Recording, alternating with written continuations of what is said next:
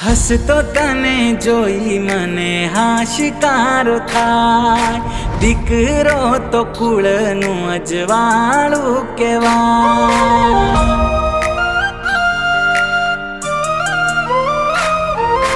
હસતો તને જોઈ મને હાશકારો થાય, દીકરો તો કુળનું અજવાળું કહેવાય।